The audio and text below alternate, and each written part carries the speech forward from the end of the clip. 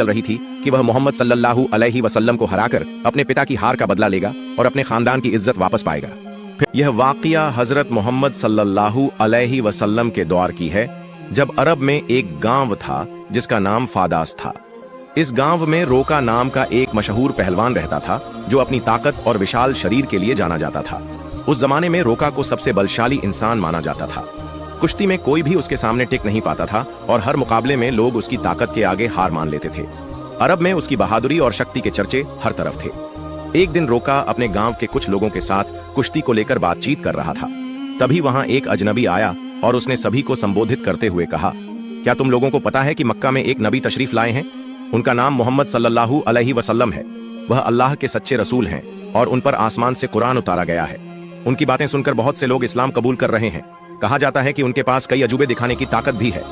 उस शख्स की बात सुनकर वहां मौजूद लोगों में हलचल मच गई। सबने कहा, हमें भी उनसे मिलकर उनकी बातें सुननी चाहिए।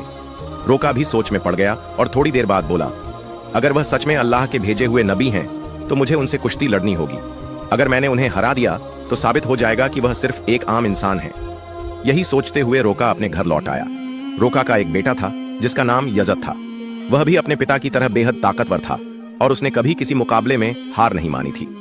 रोका ने अपने बेटे से कहा, मैंने सुना है कि मक्का में मोहम्मद सल्लल्लाहु अलैहि वसल्लम नाम का एक शख्स है जिसे लोग बहुत बड़ा जादूगर कहते हैं। मैं सोच रहा हूं कि मक्का जाकर उनसे मिलूं और उनके साथ कुश्ती करूं।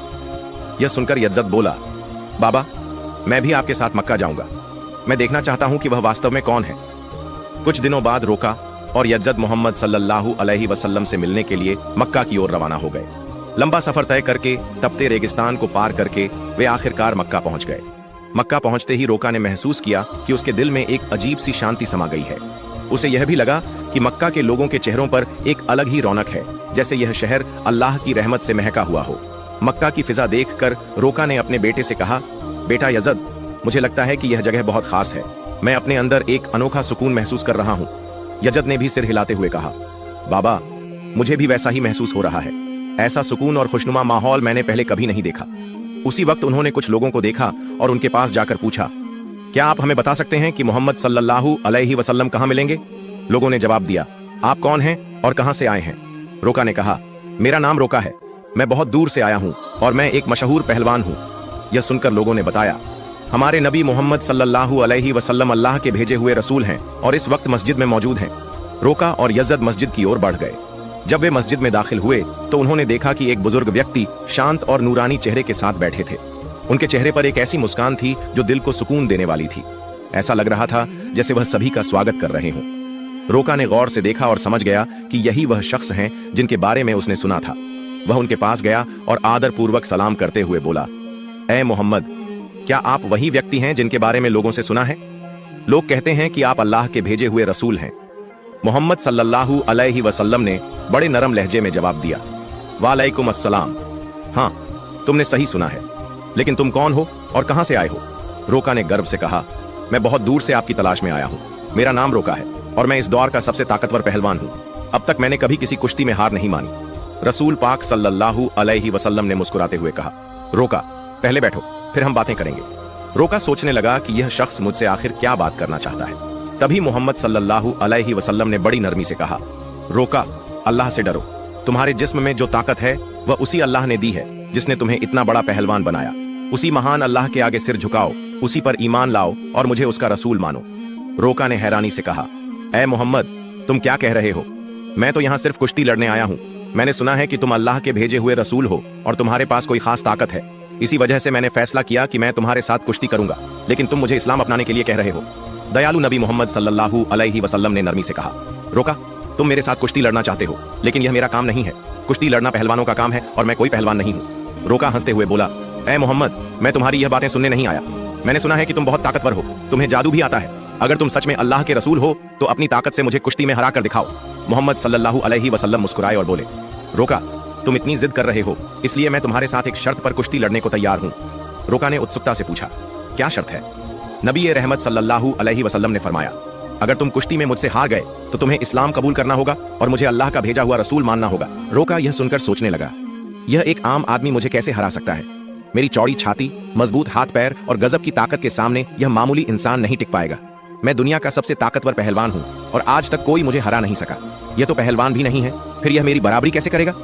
यही सोचकर रोका ने मोहम्मद सल्लल्लाहु अलैहि वसल्लम का मजाक उड़ाया और घमंड भरे स्वर में बोला, ठीक है, मैं तुम्हारी शर्त मानता हूँ। अगर तुम मुझे हरा देते हो तो मैं तुम्हें अल्लाह का रसूल मान लूंगा, अल्लाह पर ईमान लाकर इस्लाम कबूल कर लूंगा। इसके बाद कुश्ती के लिए एक बड़ा मैदान तैयार किया गया। मक्का और आसपास के इलाकों से लोग यह मुकाबला देखने के लिए उमड़ पड़े। हर कोई उत्सुक था कि क्या होगा। लोग जानते थे कि रोका अपनी ताकत के लिए मशहूर है, लेकिन वे यह भी देखना चाहते थे कि मोहम्मद सल्लल्लाहु अलैहि वसल्लम कैसे मुकाबला करेंगे। तय समय पर मुकाबला शुरू हुआ। दयालु नबी मोहम्मद सल्लल्लाहु अलैहि वसल्लम और रोका मैदान में उतरे। जैसे ही मुकाबला शुरू हुआ, रोका ने पूरे जोश के साथ रसूल सल्लल्लाहु अलैहि वसल्लम पर हमला करने के लिए कदम बढ़ाया। लेकिन तभी नबी रहमत सल्लल्लाहु अलैहि वसल्लम ने बड़ी आसानी से रोका को पकड़कर एक झटके में उठा लिया और जमीन पर पटक दिया। रोका को यकीन ही नहीं हुआ कि वह इतनी आसानी से गिर गया। उसने खुद को संभालने की कोशिश की, लेकिन उसने महसूस किया कि उसकी आधी ताकत खत्म हो चुकी थी। रसूल सल्लल्लाहु अलैहि वसल्लम ने मुस्कुराते हुए कहा, ऐ रोका, तुम हार चुके हो। अब भी क्या तुम मुकाबला जारी रखना चाहते हो? क्यों न अपनी हार मान ले और इस्लाम कबूल कर ले? लेकिन घमंडी रोका ने कहा, नहीं, ये सिर्फ एक संयोग था, मुझे एक और मौका दो, इस बार मैं तुम्हें हरा दूंगा। दयालु नबी सल्लल्लाहु अलैहि वसल्लम ने फरमाया, ठीक है, मैं तुम्हें एक और मौका देता हूं, लेकिन अगर इस बार भी तुम हार गए तो तुम्हें अपनी हार माननी होगी और इस्लाम कबूल करना होगा। लोगों की निगाहें फिर से मुकाबले पर जम गईं। रोका ने इस बार पूरी ताकत झोंक दी और पूरी कोशिश की कि वह किसी भी हाल में नबी सल्लल्लाहु अलैहि वसल्लम को हरा दे। लेकिन जैसे ही उसने हमला करने के लिए कदम बढ़ाया, दयालु नबी ने फिर से उसे उठाकर जमीन पर पटक दिया। रोका को फिर से हार का सामना करना पड़ा। रसूल सल्लल्लाहु अलैहि वसल्लम ने कहा, ऐ रोका, अब भी क्या तुम्हें यकीन नहीं हुआ? मान लो कि अल्लाह ने मुझे सच्चाई के साथ भेजा है, अब भी वक्त है, ईमान ले आओ। लेकिन रोका का अहंकार उसे हार मानने नहीं दे रहा था। वह अपने मन में सोच रहा था, मैंने कभी किसी से कुश्ती में हार नहीं मानी, फिर यह कैसे संभव है कि मैं किसी ऐसे इंसान से हार जाऊं जो पहलवान भी नहीं है। इसलिए उसने फिर से नबी सल्लल्लाहु अलैहि वसल्लम से कहा, मुझे एक आखिरी मौका दो। हमारे नबी तो रहमतुल आलमीन हैं। उन्होंने फिर से उसे मौका दिया। तीसरी बार मुकाबला शुरू हुआ। इस बार रोका ने अपनी पूरी ताकत लगा दी, लेकिन जैसे ही वह हमला करने के लिए आगे बढ़ा, नबी सल्लल्लाहु अलैहि वसल्लम ने उसे फिर से उठाकर जमीन पर पटक दिया। अब रोका उठने की कोशिश कर रहा था, लेकिन उसकी ताकत जवाब दे चुकी थी। उसे समझ में आ चुका था कि मोहम्मद सल्लल्लाहु अलैहि वसल्लम कोई आम इंसान नहीं है, बल्कि अल्लाह के भेजे हुए सच्चे रसूल हैं और इस्लाम सबसे बेहतरीन धर्म है। फिर रोका ने रसूल सल्लल्लाहु अलैहि वसल्लम से कहा, ऐ अल्लाह के नबी, अब मुझे यकीन हो गया है कि आप सच में अल्लाह के रसूल हैं और इस्लाम सच्चा धर्म है। मैं आपको नबी के रूप में स्वीकार करता हूँ और अल्लाह पर ईमान लाता हूँ। जब रोका ने इस्लाम कबूल कर लिया तो रसूल सल्लल्लाहु अलैहि वसल्लम ने फरमाया, अब तुम सच्चाई को समझ चुके हो। दरअसल इंसान कभी भी अपनी ताकत से मजबूत नहीं होता। अल्लाह ने मुझे जो ताकत दी है, उसी की वजह से आज तुम मुझसे हार गए हो, और यह भी अल्लाह ही की मर्जी थी कि तुम इतने बड़े पहलवान बने। अगर अल्लाह नहीं चाहते तो मैं तुम्हें हराने की ताकत भी नहीं रखता। रसूल सल्लल्लाहु अलैहि वसल्लम की यह बात सुनकर रोका की आंखों में आंसू आ गए। उसने खुशी और सुकून के साथ इस्लाम धर्म कबूल कर लिया। यह घटना हमारे नबी की महानता का एक जिंदा चमत्कार थी। लेकिन तभी एक और चुनौती सामने आ गई। रोका का बेटा यजद, जो खुद भी एक मशहूर और ताकतवर पहलवान था, अपने पिता की हार को स्वीकार करने के लिए तैयार नहीं था।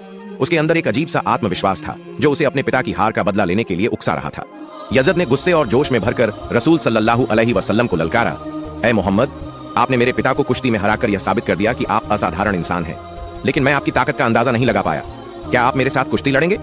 रसूल सल्लल्लाहु अलैहि वसल्लम ने यजद की आंखों में देखा और समझ गए कि उसके दिल में अब भी संदेह बाकी है। उसे ईमान की रोशनी की जरूरत थी, इसलिए उन्होंने मुस्कुराते हुए उसका चैलेंज स्वीकार कर लिया। अब यजद ने खुद को लड़ाई के लिए तैयार किया। वह अपने पिता की तरह ही ताकतवर था और उसने कभी किसी से हार नहीं मानी थी। उसके मन में एक ही बात